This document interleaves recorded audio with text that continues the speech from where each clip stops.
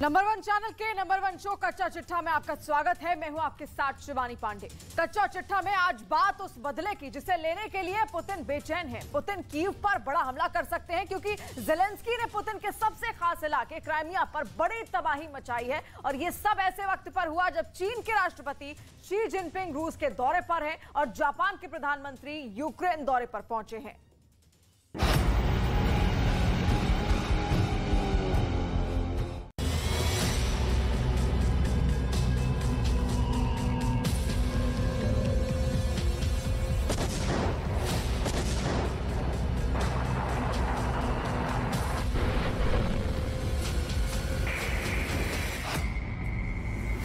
जिस वक्त Xi Jinping Moscow में पुतिन के साथ बैठकर यूक्रेन पर चर्चा कर रहे थे, तब बखमूत में अपनी फौज को मरता देख ज़ेलेंस्की ने बटन दबा दिया और फिर यूक्रेन में ड्रोन अटैक शुरू हो गया।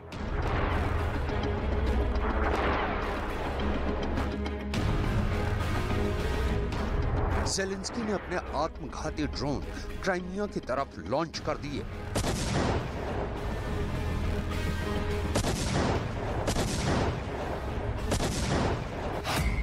ज़ेलेंस्की का टारगेट बना पुतिन का मिसाइल गोदाम, जहां से पुतिन की कैलिब्र मिसाइल रूस की ब्लैक सी फ्लीट को ट्रांसपोर्ट की जानी थी। यह हमला ऐसे वक्त पर हुआ जब चीन के राष्ट्रपति शी जिनपिंग रूस में मौजूद है। यह हमला ऐसे माहौल में हुआ जब कहा जा रहा है कि चीन बातचीत के जरिए ये युद्ध रुकवा देगा। यह हमला बताता है कि ज़ेलेंस्की ने सुलह की सभी कोशिश को नकार दिया है। यह हमला बताता है कि ज़ेलेंस्की नहीं चाहते कि शी जिनपिंग युद्ध खत्म कराने के लिए उनका पुतिन से समझौता कराएं।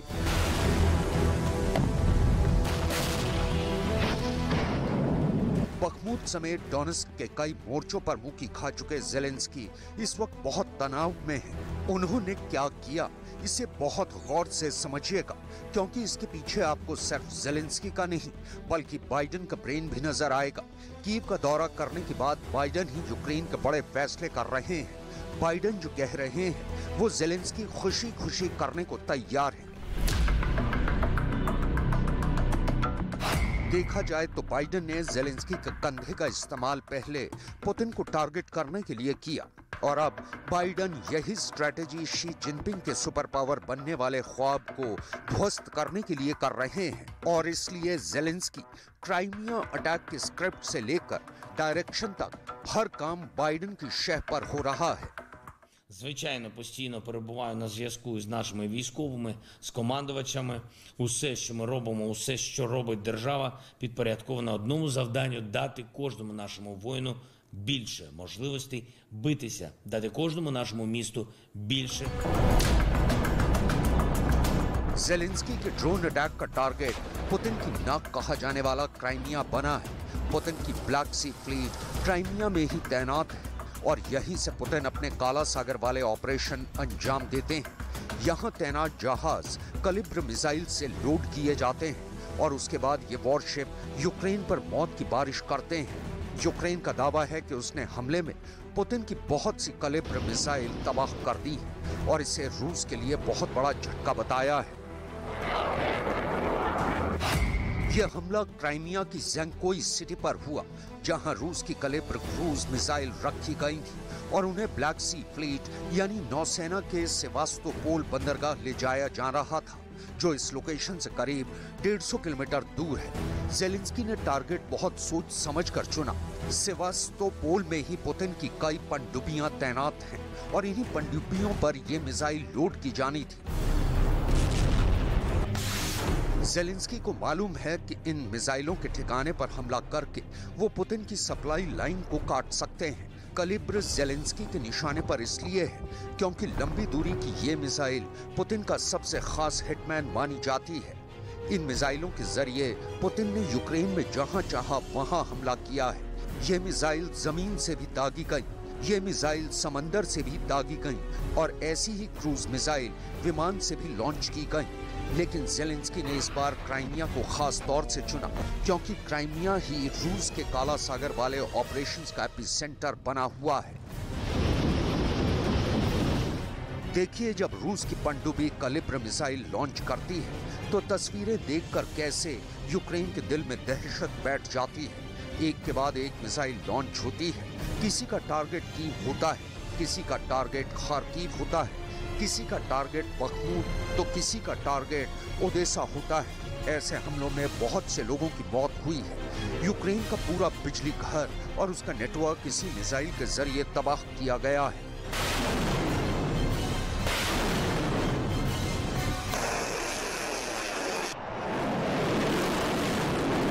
Треба постійно посилювати тиск за терор, тиск в нашій обороні, у санкціях проти Росії, у знищенні шляхів обходу санкцій російською державою та її компаніями, у політичному та юридичному тилу. पुतिन इस वक्त बहुत एक्टिव हैं। शी जिनपिंग के दौरे से पहले वो 18 मार्च को क्राइमिया गए थे। 2014 में रूस ने इस इलाके को यूक्रेन से काटकर अपने में मिला लिया था और पुतिन इसके 9 साल पूरा होने पर पहले क्राइमिया गए और फिर उन्होंने मारियोपोल का भी दौरा किया। ये पुतिन की तरफ से ज़ेलेंस्की और बाइडेन को एक बड़े चैलेंज के तौर पर देखा जा रहा है। कलिब्र 1500 से 2500 किलोमीटर की दूरी तक अटैक कर सकती है। इसे आसमान से भी लॉन्च किया जा सकता है, जमीन से भी और समंदर से भी इसे दागा जा सकता है। यही वजह है कि ज़ेलेंस्की इस मिसाइल से काफी परेशान रहे हैं। इसलिए जब भी ज़ेलेंस्की ने जवाब देने के लिए पुतिन के हाई प्रोफाइल ठिकानों को टारगेट किया है, पुतिन का गुस्सा 10 गुना तबाही के साथ फूटा है। यही वजह है कि अब पुतिन वक्त न गवाते हुए यूक्रेन पर एक बड़ा हमला करने की तैयारी कर चुके हैं। ये ज़ेलेंस्की को भी मालूम है। ऐसे में क्या हो सकता है वो देख लीजिए।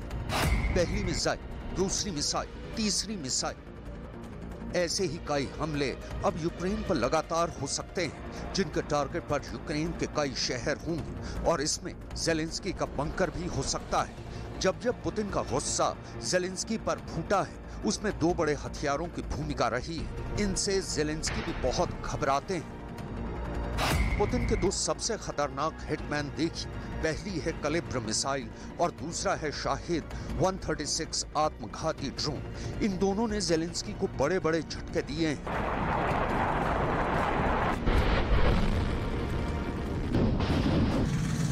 इसलिए क्राइमिया में हुए ताजे हमले के बाद इन हथियारों को तैयार कर लिया गया होगा, इसमें कोई शक नहीं। ज़ेलेंस्की को अगले 24 घंटे बहुत अलर्ट रहना होगा, क्योंकि पुतिन जब कलिब्र मिसाइल लॉन्च करते हैं तो काला सागर में कुछ ऐसी हलचल होती है। मिसाइल लॉन्च होते देखते रहिए, पुतिन की दहशत समझते रहिए, क्योंकि इन्हीं तस्वीरों में ज़ेलेंस्की का डर छिपा हुआ है। ज़ेलेंस्की के इसी डर का इस्तेमाल शी जिनपिंग करना चाहते हैं। 邻国也是战略协作伙伴国，这样一个定位决定了呢，我们彼此之间有着非常密切。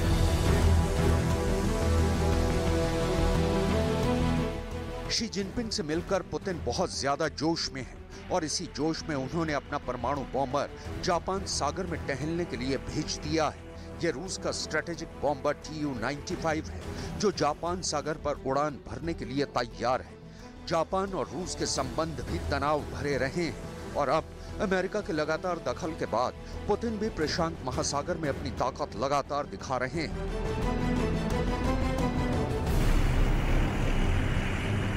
रूस का परमाणु बॉम्बर Tu-95 बहुत खतरनाक जहाज है और इससे जितना नेटो घबराता है, उतनी ही दहशत जापान में भी रहती है।